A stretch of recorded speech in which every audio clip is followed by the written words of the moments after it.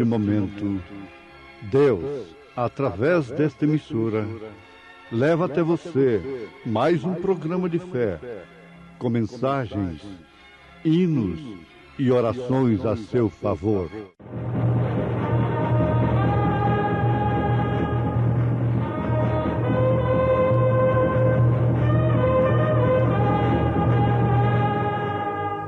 Fé para vencer. Somente crer, somente crer,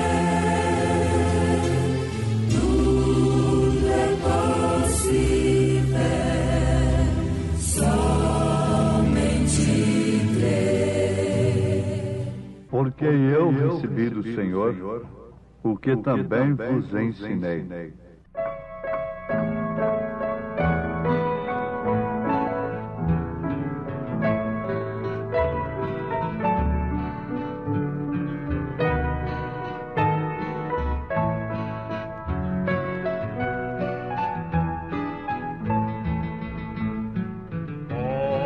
Grande Deus, a tua graça enche o meu coração.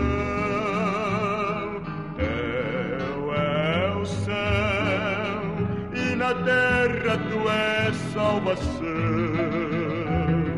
Teu é o mar e as fontes das águas também. Só tu, Senhor, és a luz, és a vida também. Não se encontra entre os povos da terra Tão grande amor, nem também nas escarpas das serras, tão rico amor, nem nas nuvens que passam nos ares. Oh, tanto amor, mas no trono da glória se encontra este santo amor. Oh, grande Deus, me ajude na tribulação. Dá-me poder para pregar e fazer a oração. Dá-me saber para que nesta vida trilhar e compreender teu amor, tua graça sem par. Não se encontra entre os povos da terra tão grande amor, nem também nas escarpas das serras, tão rico amor, nem nas nuvens que passam nos ares. Oh, tanto amor, mas no trono da glória se encontra este santo amor.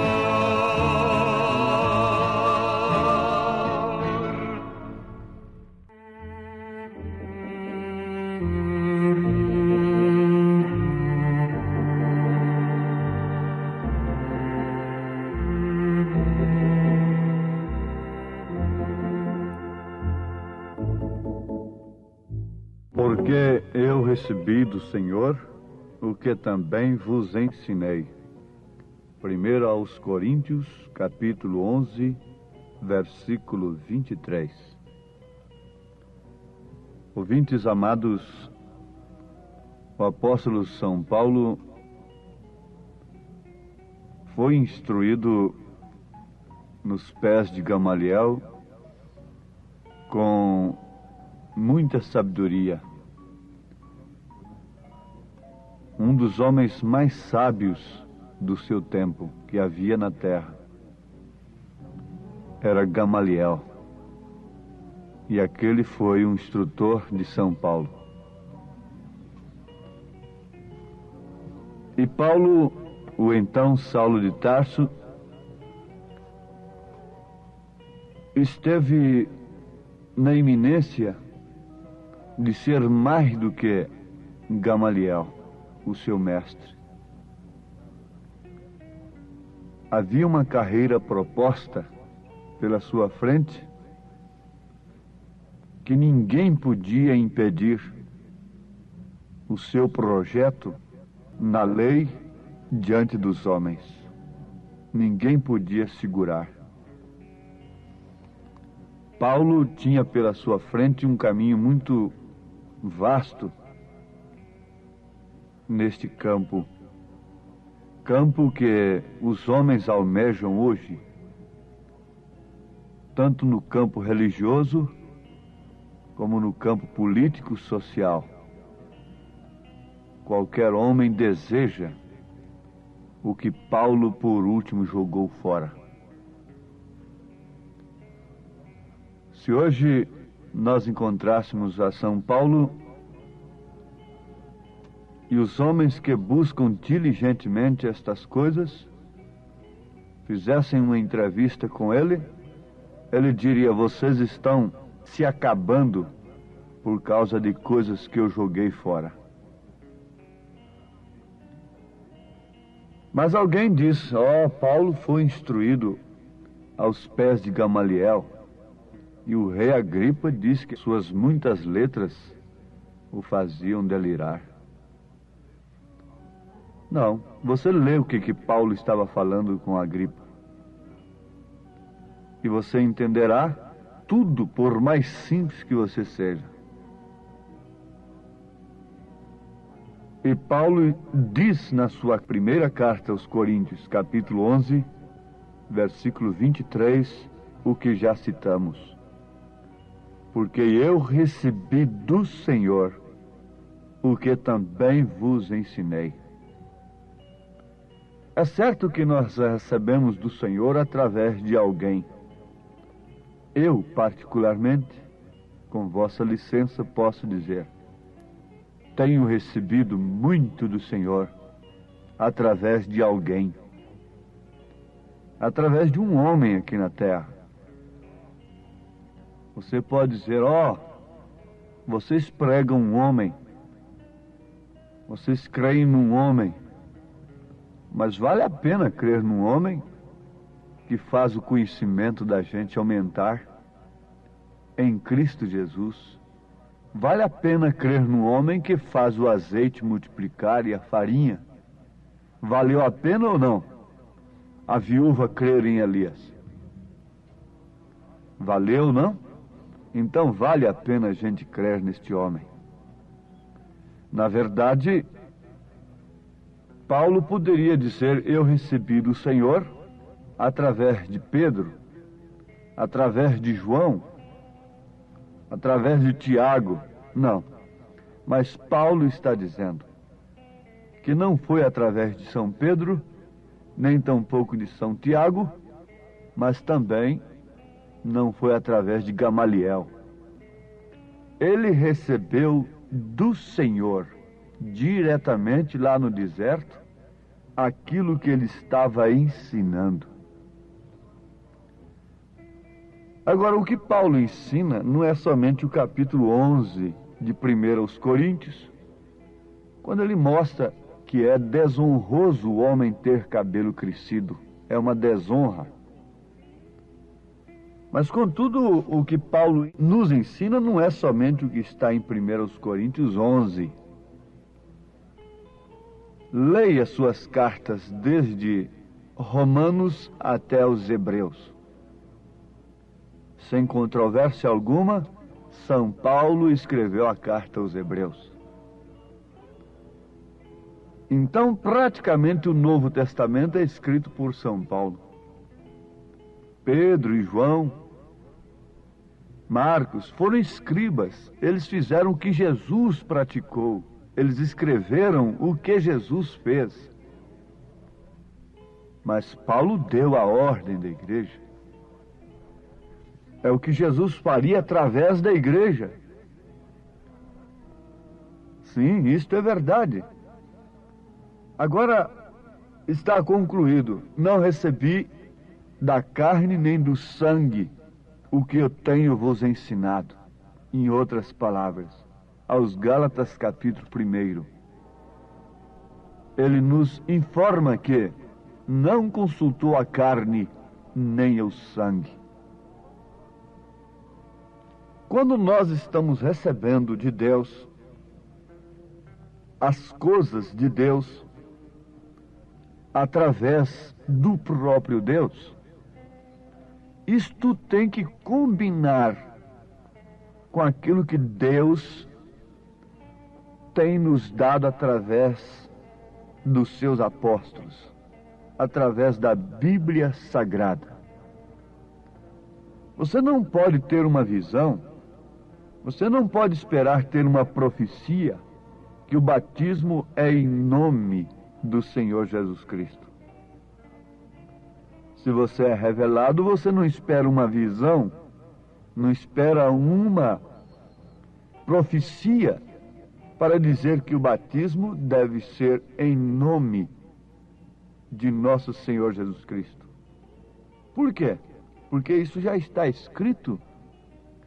E qualquer visão, qualquer profecia que viesse contrária a isto, também ela não combinaria com as Escrituras. Você pode dizer que foi ali no monte e Deus lhe disse que o batismo tem que ser nos títulos Pai, Filho e Espírito Santo. Não. Alguém certa vez me escreveu me fazendo uma pergunta: a quem nós devemos obedecer? É a Jesus, que mandou batizar em nome do Pai, do Filho e do Espírito Santo, em Mateus 28:19, ou a São Pedro, sendo um apóstolo,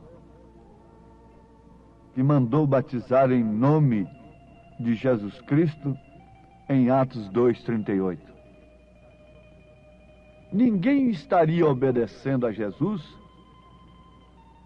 sem que obedecesse a São Pedro neste caso.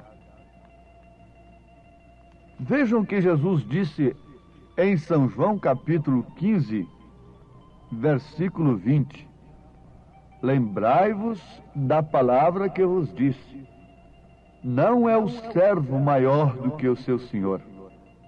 Se a mim me perseguiram, também vos perseguirão a vós. Se guardaram a minha palavra, também guardarão a vós. Pedro praticou aquilo que Jesus ensinou, aquilo que Jesus ordenou. Nós não vamos entrar por este campo, mas você pode pensar de início que Jesus exige ali o nome do Pai, do Filho e do Espírito Santo.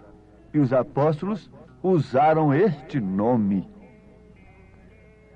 Ele disse que se você recebe a palavra de Jesus, você recebe também a palavra dos apóstolos, a quem eles enviou.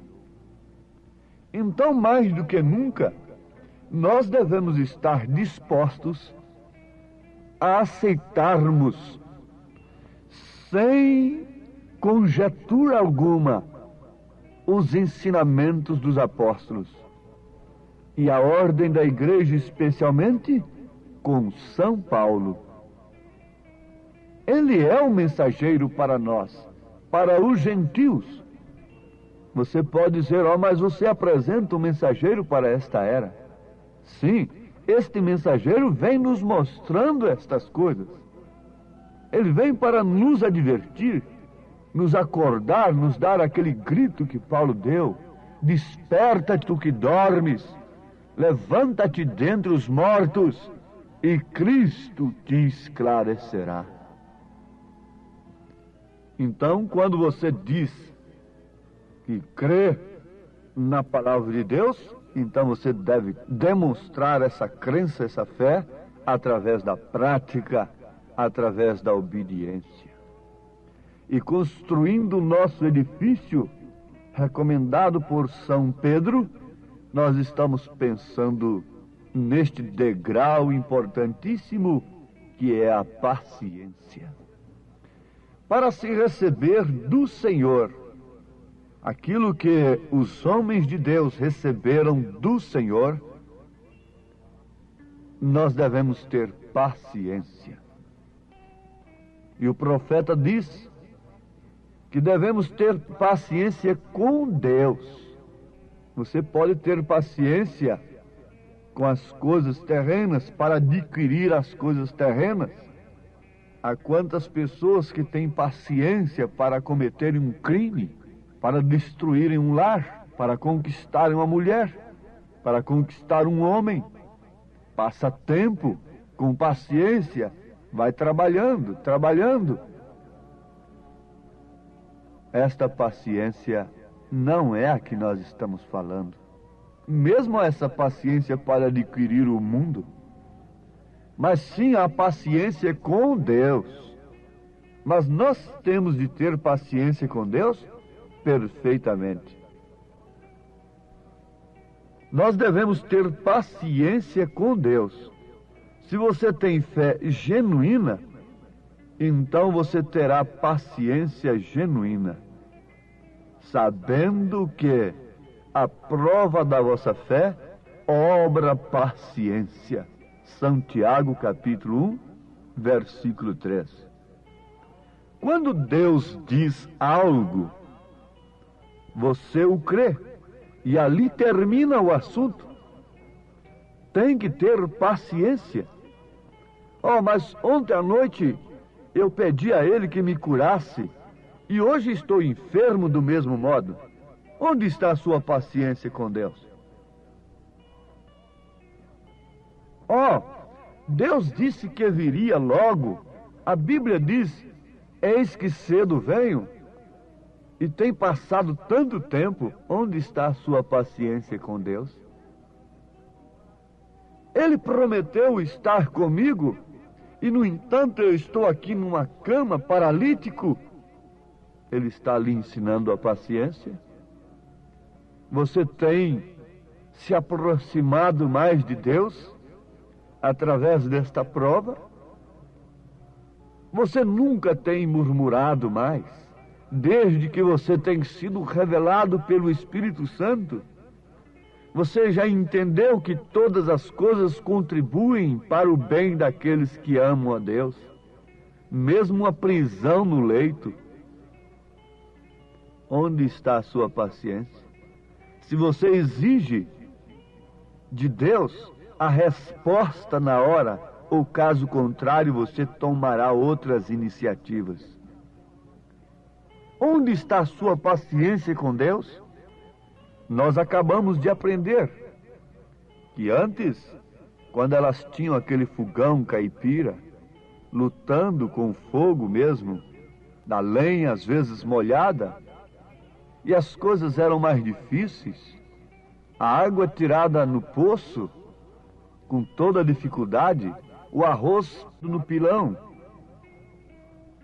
e aquelas outras coisas naturais, simples, o colchão de palha, a casa de chão, e no entanto estavam vivendo 80, 90 anos, 100 anos de idade. Tinham 10, 12, 15, 23 filhos. E, no entanto, estavam pacientes. Tinham tempo ainda para fazer um trabalho doméstico, para fazer um crochê, para fazer uma renda, bater os birros ali naquela almofada da renda.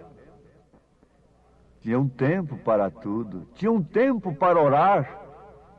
Tinham tempo para ler a Bíblia, como eu tenho a Bíblia de minha mãe marcada de uma capa na outra. E agora, com fogão a gás, com geladeira, com enceradeira, com máquina de lavar roupa, com energia elétrica, com carro na garagem, não há tempo. E a impaciência aumenta, e corre-se para cima e para baixo. Não há paciência. Deviam ser pacatos, humildes, não tanto exigentes, nem tão brutos, mais pacientes. Mas não se pode esperar o sinaleiro abrir, tem que invadir, atropelar o ciclista. Logo a buzina tem que ser tocada insistentemente atrás do carro que apagou por um incidente qualquer. Como podemos ter paciência neste mundo?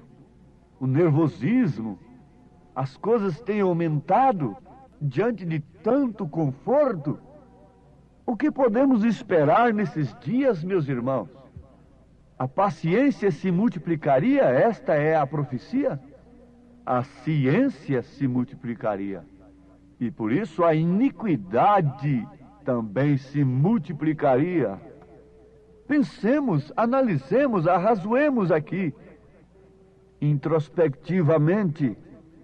Pensemos um pouquinho que tipo de pessoas tem sido nós em santo trato e piedade e paciência. Como se pode dar aqueles passos de meditação nesses dias? A natureza está manchada ali. Há clubes nos lugares mais bonitos, à margem dos rios. Mas o que se vê ali? Um descanso do físico e uma irritação do sexo. O que se vê ali? Um ambiente próprio para Deus operar, não é? Pensemos e analisemos estas coisas olhando para cima. Se o céu se aclarou, você pode ver que tipo de crente tem sido você. Enrolado, engodado com as coisas do mundo, sem querer, percebendo de fato, parece que eu estou sendo levado. Por isso não pode haver paciência com Deus. Os recursos são demais.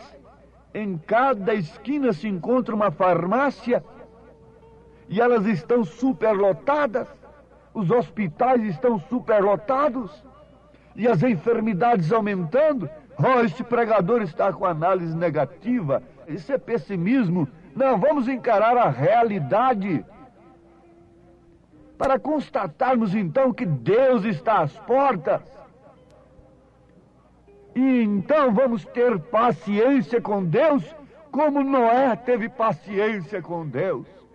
Abraão ouviu de Deus alguma coisa. E mesmo 25 anos depois, não havia nada acontecido. Mas ele ainda cria, ele tinha paciência. Ele foi paciente com Deus durante 25 anos.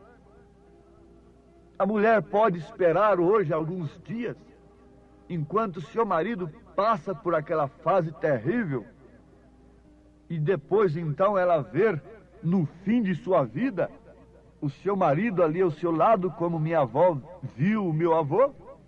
Eu me lembro quando era criança. E há uma história negativa na vida de meu avô, mas a minha avó não procurou desquite. A minha avó não procurou seus direitos. Resultado, um dia eu vi minha avó na cabeceira do meu avô, do corpo, do cadáver dele. Cabeça branquinha ali. Aquele lar não foi destruído. Ela teve paciência e aquela fase passou. Mas hoje elas não têm, elas estão cheias de direito. Para que orar? Para que se humilhar? Eu tenho direito, eu tenho papai, eu tenho mamãe. Eu tenho tudo, por que eu vou tolerar? Por que eu vou calejar meus joelhos em oração? Se Deus permitir, nós ainda continuaremos falando sobre paciência. Ó Deus, ajuda-nos não somente a falarmos sobre isto, mas termos isto em nossa vida, Senhor. Em nome de Jesus Cristo. Amém, Deus vivo. Amém.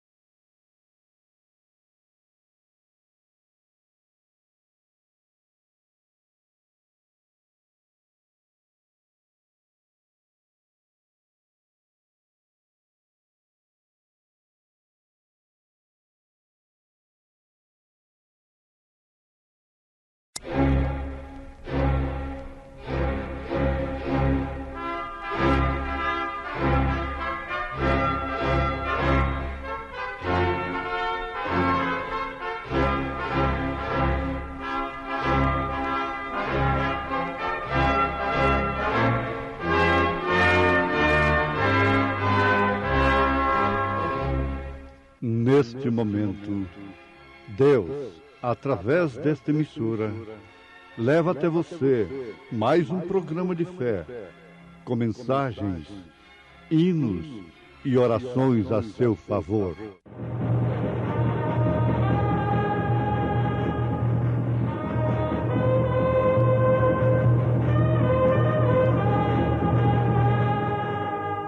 Fé para vencer.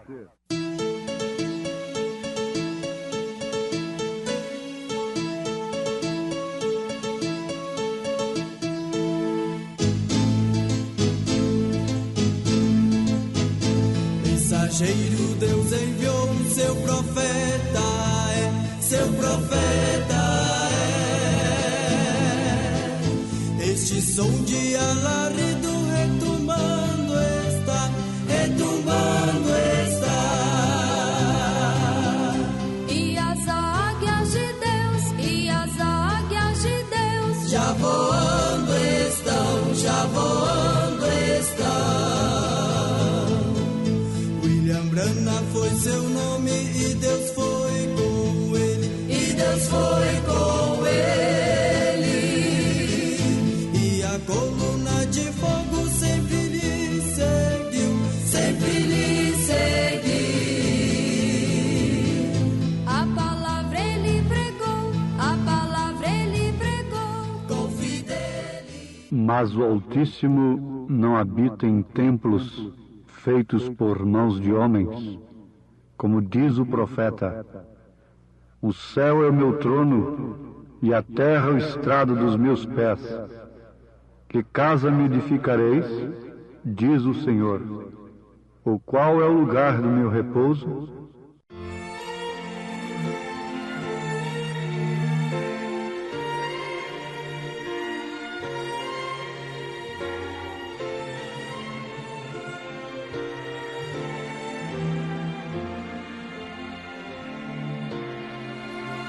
Se você não tem amor, como é que pode amar? Se você guarda rancor, o que é que pode dar? Se você não tem amor, só sabe agredir. Se você guarda rancor, aos outros vai ferir. Só pode dar amor quem tem amor pra dar. Se você não o tem, pretende dar o quê? A quem? Se você não tem amor, não pode ajudar. Se você guarda rancor, vive a ironizar. Se você não tem amor, não pode construir. Se você não tem amor, às vezes vai fingir. Só pode dar amor quem tem amor pra dar. Se você não o tem, pretende dar o quê? A quem? Se você não tem amor, quão pobre é seu viver. Se você não tem amor, inútil a Deus vai ser.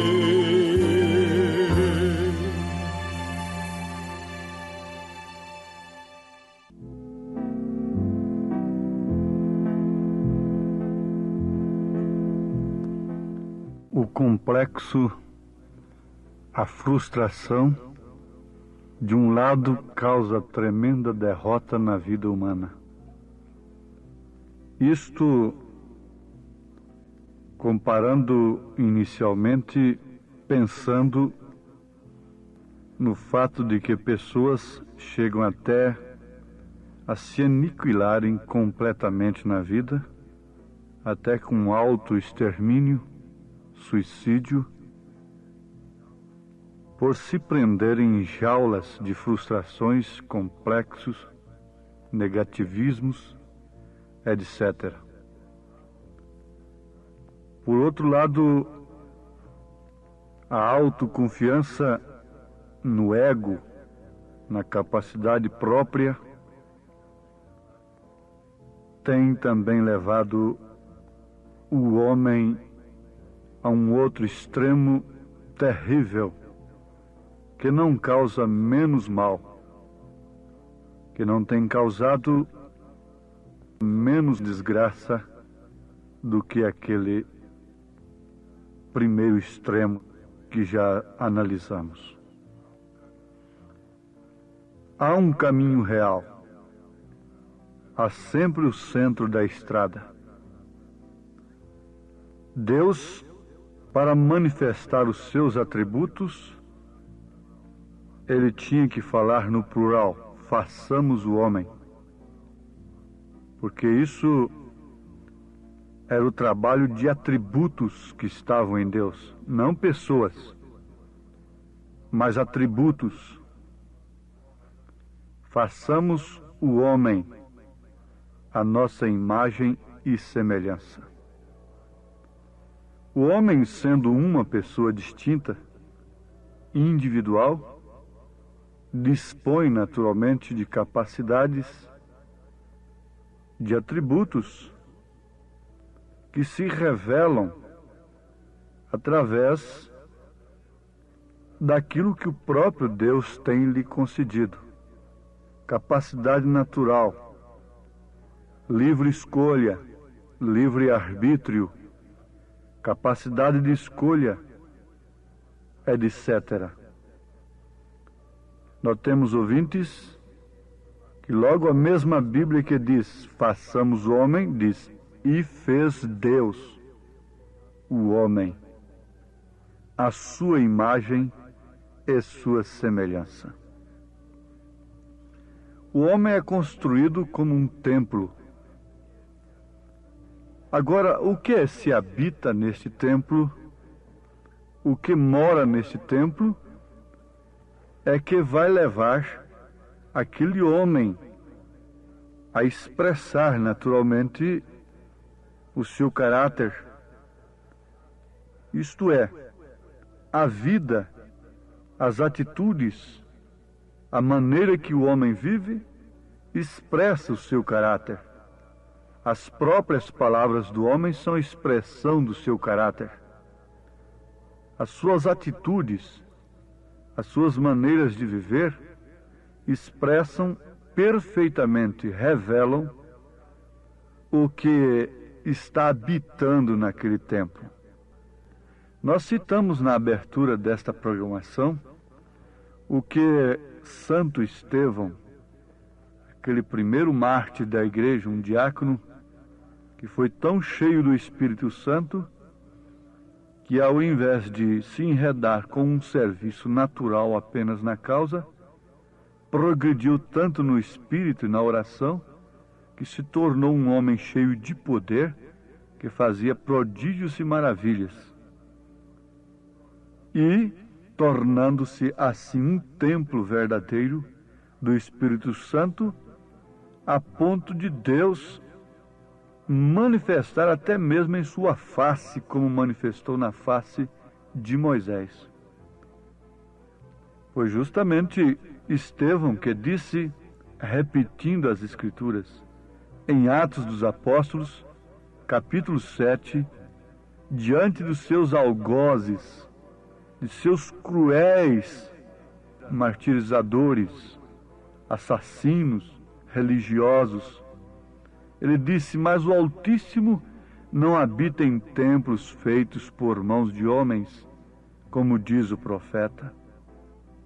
O céu é meu trono, e a terra o estrado dos meus pés. Que casa me edificareis? Diz o Senhor. Ou qual é o lugar do meu repouso? Se Deus encontra algum lugar nesta terra onde ele possa achar graça e morar e habitar é num corpo humano. Você sabe disto?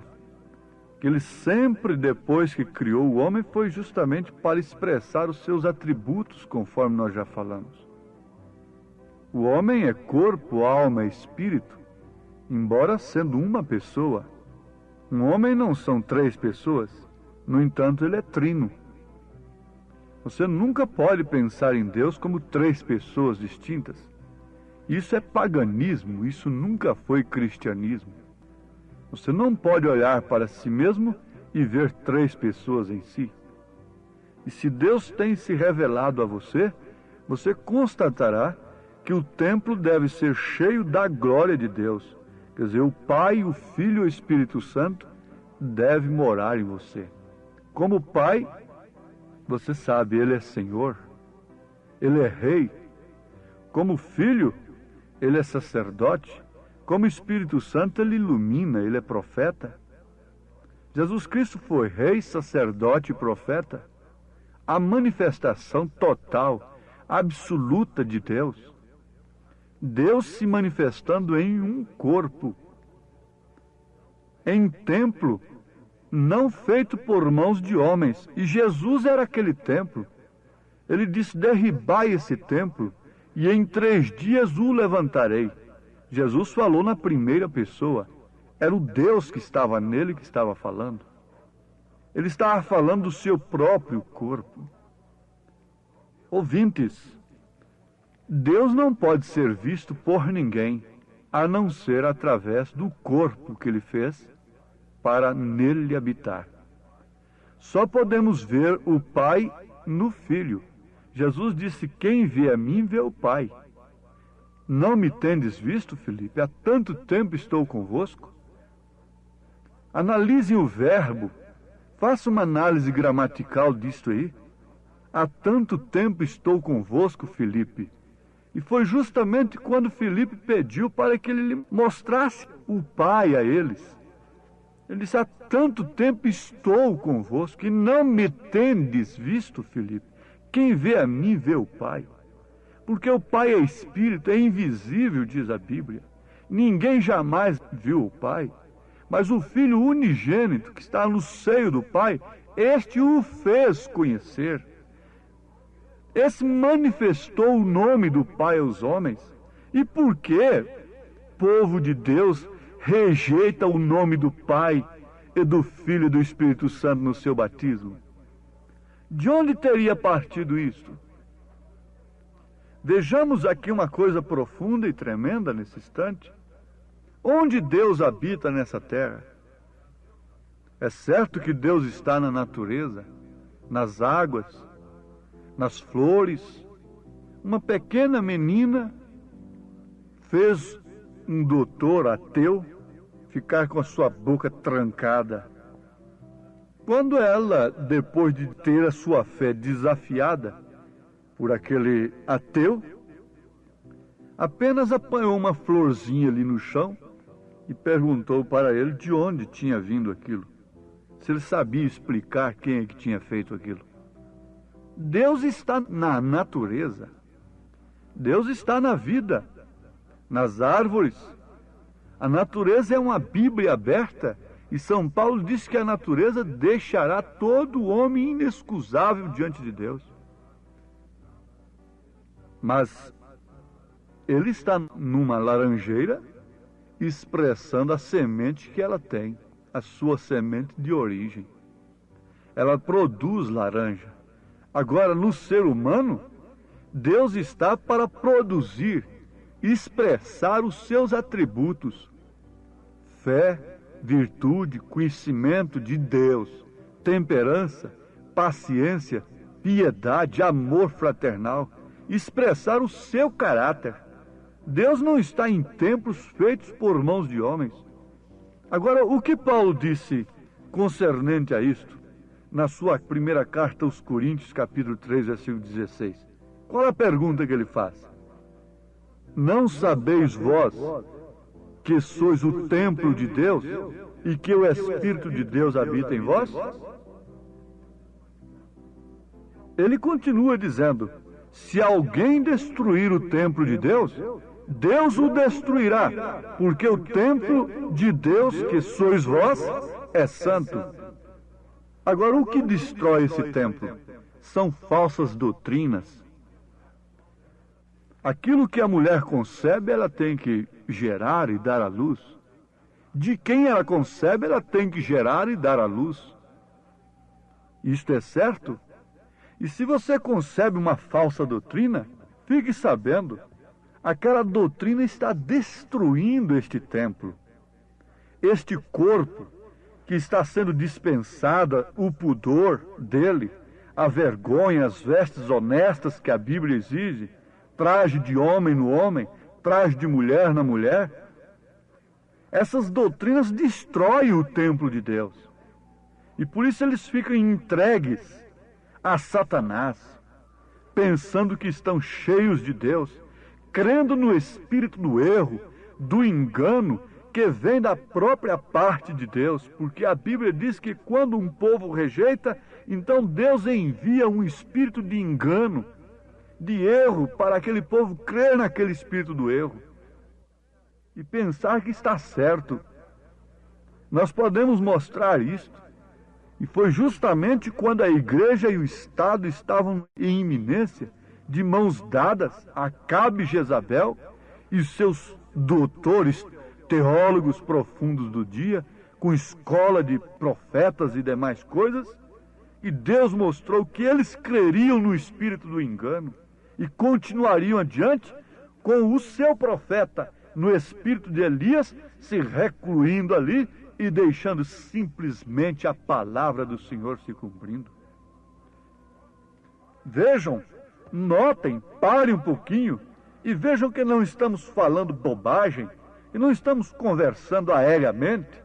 Estamos falando de coisas que são fundamentais nas Escrituras. É fundamento. Vós sois templos do Espírito Santo. Se alguém destruir o templo de Deus, você está destruindo com o fumo, com o álcool, com a prostituição, com a orgia. Muito bem. Mas há uma coisa que destrói mais o templo de Deus do que a falsa doutrina? Há? Neste mundo? Oh, sim.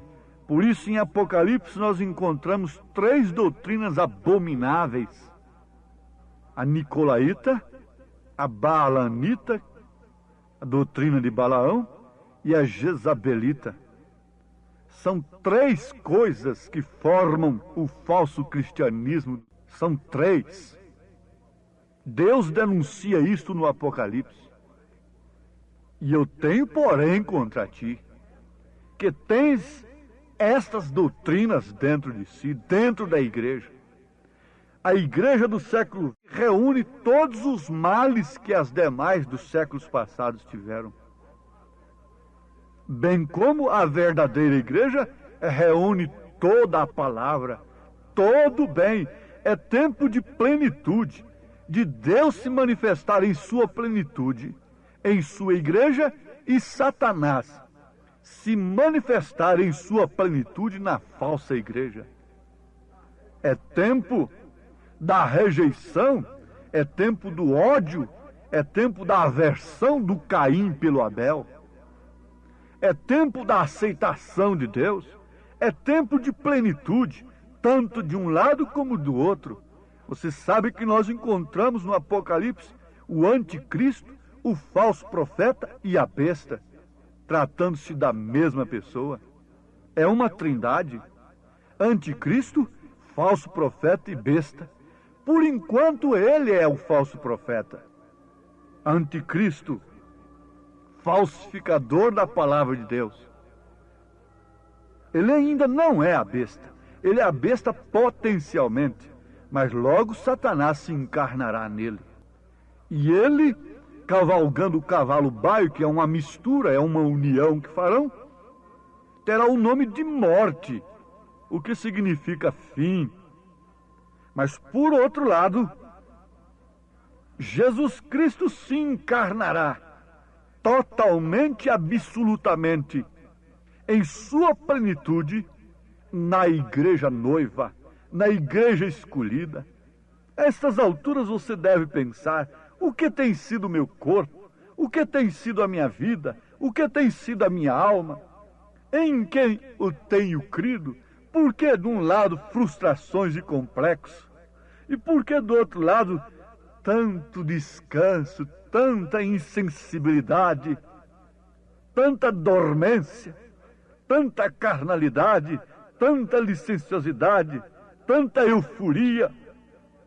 Deus sempre trabalhou com o seu corpo para mostrar que o seu corpo é humano aqui na terra e que não depende de sabedoria do Egito, não depende de sabedoria de Gamaliel, não depende de sabedoria dos homens, mas que o poder de Deus depende do próprio Deus, que a expressão de Deus no seu templo depende dele próprio e da sua glória, se manifestar àqueles que têm em tempo a grande oportunidade de penetrarem véu adentro, entrarem no santuário, como Davi fez no Salmo 73, como Isaías fez quando o mundo estava escuro, o rei tinha morrido, o país estava de luto. Isaías entrou no templo e contemplou a glória de Deus, sendo um profeta, sendo um pregador, viu onde estava a iniquidade.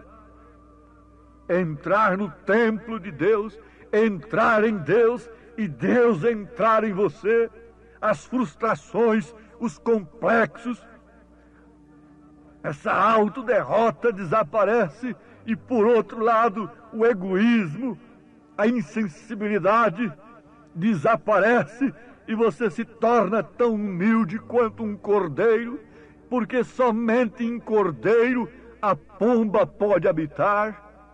A pomba desceu, foi sobre um cordeiro, não foi sobre um lobo avantajado, documentado por homens, mas foi sobre um cordeiro que estava ali, vindicado por um profeta do deserto, um homem louco, coberto de peles, dentro de um rio desprezado, dentro do Jordão. Você quer ter Deus nesta hora? Clame desta maneira: Senhor, expressa os teus atributos em mim. O Espírito Santo te revelará o que você é, como filha de Deus, como filho de Deus, para o rapto, para o arrebatamento, para a expressão do caráter de Deus no trabalho, no lar, na rua, na cama da dor, no sofrimento, no prazer, na abastança, na escassez, aonde quer que for. O amor divino é como a flor, difundindo sempre doce olor, pois enchendo os dias com louvor, faz da vida um doce lar, nossa vida abençoando, nossa luta encorajando, nossa carga aliviando, faz da terra. Não sabeis que o vosso corpo é o templo do Espírito Santo, que habita em vós, proveniente de Deus, e que não sois de vós mesmos? Difundindo sempre doce olor, pois enchei. Diga comigo: Pai bendito, reconheço agora que sem ti eu não sou nada, mas se o teu Espírito, o Espírito da tua palavra estiver em mim, eu sou um templo do Espírito Santo. Manifesta-te em mim, Senhor, o sinal de Deus, não o sinal do mundo, de uma mulher marcada pelo mundo, de um homem marcado pelo mundo, mas com as marcas de Cristo, propriedade de Deus, em nome de Jesus Cristo. Amém.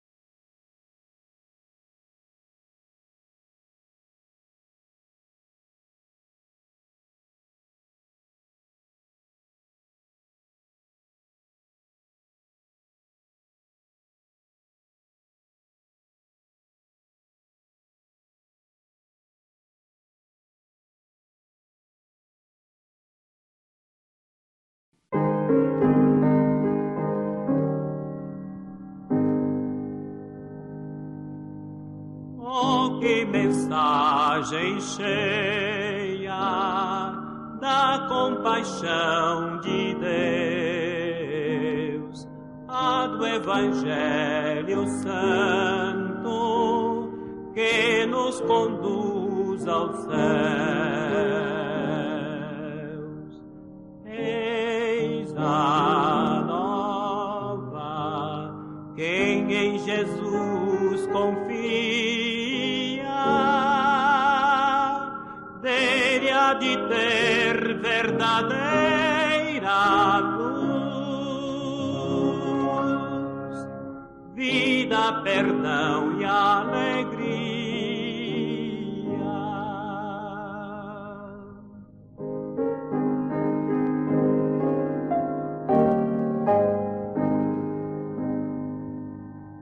Temos na cruz de Cristo bênção e salvação, porta da vida aberta, única redenção. Eis a nova, quem em Jesus confia, de ter verdadeira luz, vida, perdão e alegria.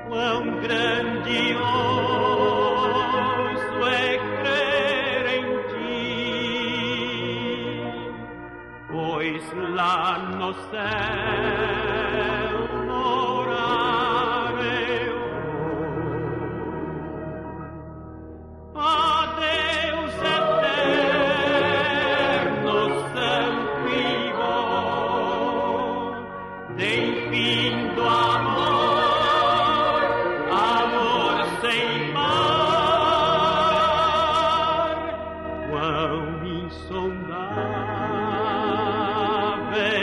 puro e